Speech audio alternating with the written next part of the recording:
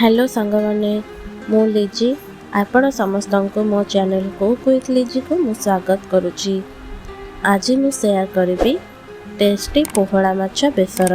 ता पूर्वर जदि मो चैनल को सब्सक्राइब करि नाहंती ताहेले जल्दी जल्दी सब्सक्राइब कर दियंतु।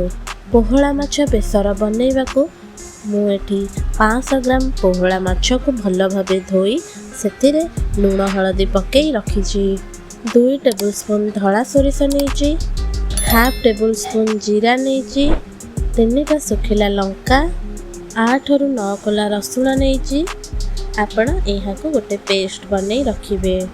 प्रथमे माछ को भाजीबा पाई मुठी 2 टेबुलस्पून सोरिष तेल नहीं। तेल गरम होला परे माछ पकई दउची। मने रखंतु गैस रा फ्लेम को मीडियम करी 5 मिनट भाजीबे। गैस रो फ्लेम को हाई रखिले माछ पोड़ी जीवा। 5 मिनट भाजी होला परे माछ को उल्टे आउ गोटे साइड भाजी हबा को आउ 3 मिनट तेल रे फ्राई करिबा। एबे माछ भल भाबे 2 साइड फ्राई हे जाईची। एबे एहा को गोटे बाउल को काढी नबा। एही परि भाबरे बाकी माछ को भी मध्य एमती भाजी दबा। एबे माछ तरकारी पाई 2 टेबुलस्पून सोरिष तेल नहीं। तेल गरम होला परे सेथिरे बाटी रखिथिबा पेस्ट को पकेई दबा। एबे ताकू गोटे मिनिट एमते गोळेई देई सेथिरे गोटे मीडियम साइज टमाटो को काटिकी पकेई दबा।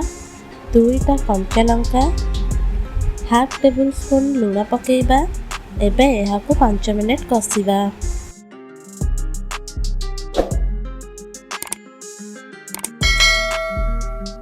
देखंतु एबे तो भल भाबे कसी हे गलानी मसला।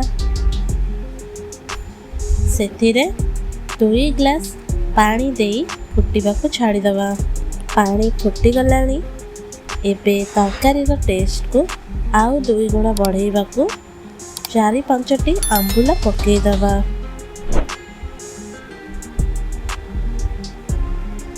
एबे सेथिरे भजा माछ को पकेई दबा।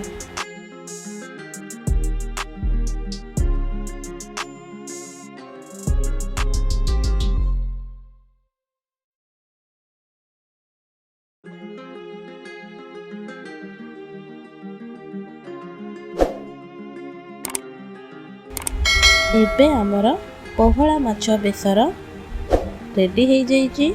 सेथिरे टिके धनिया पत्र पकई गैस रो फ्लेम को ऑफ कर दबा। आजिर रेसिपीटी केमिति लागिला मते कमेंट माध्यम रे निश्चय जणेबे। आजिर रेसिपीटी जदि आपन को भल लागिची ताहेले लाइक शेयर और सब्सक्राइब करने को जमा भी भूलिबेनी।